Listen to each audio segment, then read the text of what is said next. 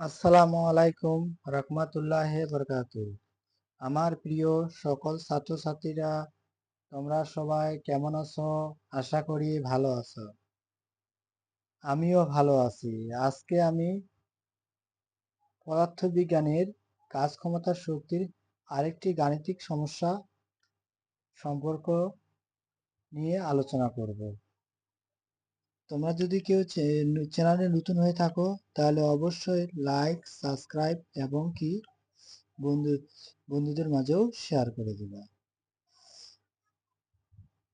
আজকে আমি যে কাজ ক্ষমতার শক্তির একটি যে গাণিতিক সমস্যা, সেটি হলো যে তোমরা চিত্রে একটি দেখতে পাচ্ছ, চিত্রটির ঢাল বরাবর হচ্ছে পি আর।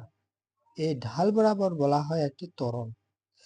যেহেতু একটি চিত্রে যেটা ঢাল বরাবর সেটিকে বলা হয় ত্বরণ, কারণ এটি সম ত্বরণে বৃদ্ধি পাচ্ছে। অপরদিকে পি কিউ অংশটি হলো একটি উচ্চতা অনুসারে এবং কিউ আর হলো একটি ভূমি অনুসারে।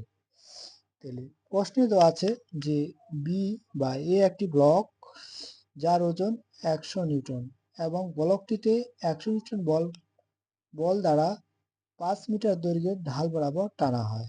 তাহলে কয় মিটার দৈর্ঘ্য বরাবর? 5 মিটার বরাবর। ঢাল বরাবর ব্লক এ কে আর বিন্দু থেকে পি বিন্দুতে, তাহলে আর বিন্দু থেকে পি বিন্দুতে সরানো হলে বল দ্বারা কৃত কাজ এবং পি বিন্দুতে বস্তুটির বিভব শক্তি পার্থক্য কত হবে সেটা আমাদেরকে নির্ণয় করতে বলতেছে। যেহেতু আমরা জানি যে এটি একটি লম্ব, এটি একটি ভূমি, যেহেতু এটি একটি ত্বরণ মানে অর্থাৎ সমত্বরণ বা ঢাল, একে বলা হয় ঢাল বা সমত্বরণ, ঢাল বরাবর কাজ করতেছে, সেজন্য এটি দূরত্ব অনুসারে বলা হয়। দূরত্ব অনুসারে বলা যায় বলা যায় দূরত্ব অনুসারে বলা যায়। সেক্ষেত্রে আমাদের যে একটি ব্লক এ মানে একটি বস্তু দেওয়া আছে, এখান থেকে আর থেকে পিতে নেওয়া হলো, অতএব পি হলো সর্বোচ্চ। এখানে বিভব শক্তি পাওয়া যাবে, বিভব শক্তি পাওয়া যাবে। তাহলে আমি পি বিন্দুতে সর্বোচ্চ উচ্চতা পৌঁছতেছে, সেজন্য এখানে বিভব শক্তি পাবো আমি। তাহলে সেক্ষেত্রে আমরা বলতে পারবো যে কৃত কাজ ডাব্লিউ সমান সমান এফ এস অবলিক এস। যেহেতু এফ সমান সমান ডাব্লিউ সমান সমান এফ এস অবলিক এক্স, যেহেতু ভূমি বরাবর উচ্চতা অনুসারে হচ্ছে সেজন্য আমি এটাকে এক্স ধরবো, কারণ এসটাও ধরা যাবে, এটা হচ্ছে তোমার ভূমির ক্ষেত্রে, এটা তুমি ধরতে পারবে, তবে এটা ভূমির ক্ষেত্রে ধরতে হবে, এটা তুমি নিজের ইচ্ছা ঢাল বরাবর ত্বরণের মান হিসাবে দেখতে পারো, সেক্ষেত্রে এটা দূরত্ব ধরতে পারবে। তাহলে ডাব্লিউ সমান সমান এফ এক্স। তাহলে এফ এক্স এর সূত্র অনুসারে এক্স এর মান আমার দেওয়া আছে এখানে কত মিটার? 5 মিটার। কয় মিটার? 5 মিটার। যেহেতু ঢাল বরাবর হচ্ছে সেজন্য 5 মিটার। আর যে বল দেওয়া আছে আমাদের 100 নিউটন। কত নিউটন? তাহলে দাঁড়াচ্ছে আমার 100 গুণন 5, তাহলে হচ্ছে 500 জুল। ডাব্লিউ গুণনের কাজ দাঁড়াচ্ছে এত জুল। যেহেতু পি বিন্দুতে বিভব শক্তির পার্থক্য চাচ্ছে, বিভব শক্তির পার্থক্য কত, সেক্ষেত্রে যেহেতু পি বিন্দুর সর্বোচ্চ উচ্চতা পৌঁছে সেজন্য আমরা বিভব শক্তি পাবো। তাহলে এখান থেকে ভূমি থেকে এই বিন্দুর উচ্চতা অনুসারে করতে হবে আমাদের। তাহলে উচ্চতা ছিল কত মিটার? 3 মিটার। কয় মিটার? 3 মিটার। তাহলে উচ্চতা কত ছিল? 3 মিটার। সেক্ষেত্রে উচ্চতার সমান 3 মিটার। আর পি বিন্দুতে বিভব শক্তি, তাহলে ই পি সমান পি বিন্দুতে বিভব শক্তি, তাহলে ইপি এম জি এস। তাহলে যেহেতু ডাব্লিউ সমান এম জি, যেহেতু ওজন দেওয়া আছে, ওজন কত ছিল? 100 নিউটন। কত নিউটন?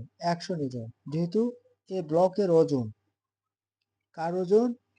যে এ ব্লক এর ওজন, যেহেতু ব্লক মানে বস্তু একটি বাক্সের মতন, এই বাক্সটির ওজন দেওয়া ছিল 100 নিউটন, ডাব্লিউ সমান সমান 100 নিউটন, যেহেতু এমজি, তাহলে এমজি 100 নিউটন গুণন উচ্চতার মান কত দেওয়া আছে 3 মিটার, কত মিটার 3 মিটার, 3 মিটার, সেক্ষেত্রে 300, তাহলে 300 জুল, অর্থাৎ পার্থক্য সমান 500 বিয়োগ 300 দাঁড়াচ্ছে 200 জুল।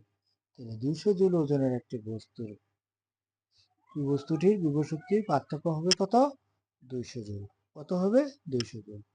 এবার পরের প্রশ্নটা ছিল যে ব্লকটি ব্লকটি পি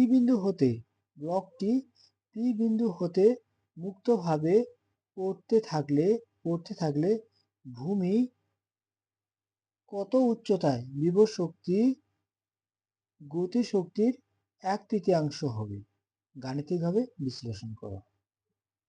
তাহলে প্রশ্নটা আমরা বুঝলাম যে এ অনুসারে আমরা বলতে পারি যে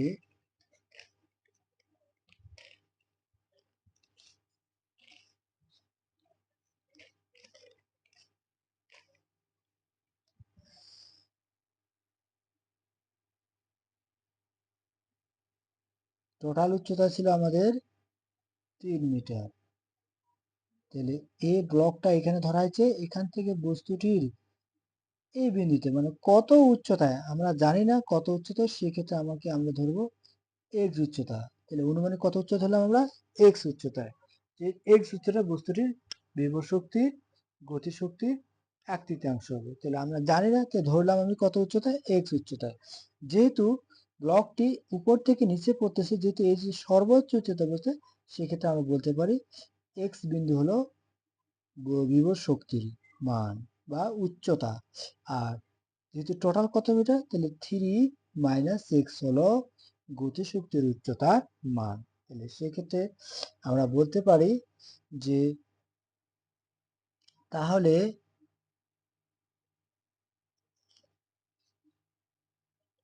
গতিশক্তির উচ্চতা হবে a সমান 3 - x, আর বিভব শক্তির উচ্চতা হবে s x। কি ধরলাম? উচ্চতা ধরলাম x মিটার, কি ধরলাম x মিটার। তাই বিভব শক্তি গতিশক্তির 1/3 হবে। অতএব বিভব শক্তি mgs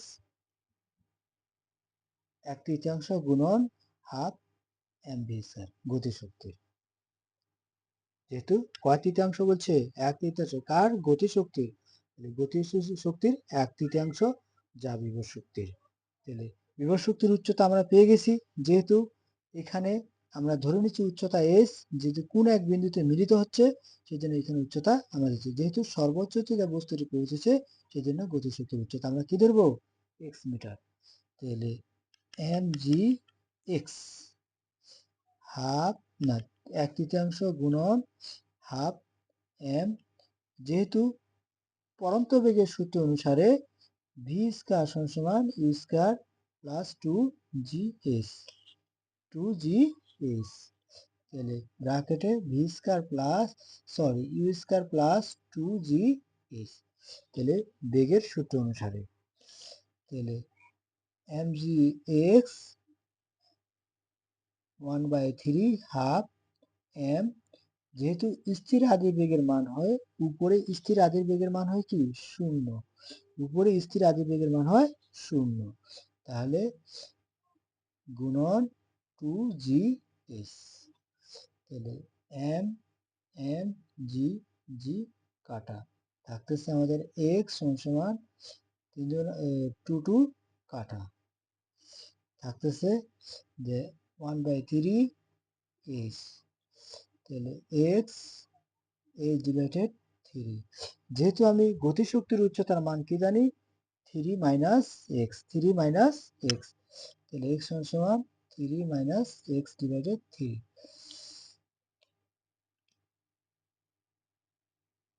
3x আর গুণ 3 মাইনাস x, তাহলে x গুলো এক পাশে নিই, যে 3x প্লাস x ডিভাইডেড সমান 3, দাঁড়াচ্ছে যে 4x 3, x সমান 3/4, ভাগ করলে 0.75 মিটার। এত উচ্চতায় বিভব শক্তির গতিশক্তির 1/3 হবে। কত উচ্চতায়? x সমান 0.75 মিটার উচ্চতায় বিভব শক্তি গতিশক্তির 1/3 হবে। ছাত্রছাত্রীরা তোমরা যদি বুঝতে না পারো তাহলে আমাকে কমেন্টের মাধ্যমে জানিয়ে দিবা, ইনশাআল্লাহ আমি বুঝিয়ে দেওয়ার চেষ্টা করব। আজকে এই পর্যন্ত।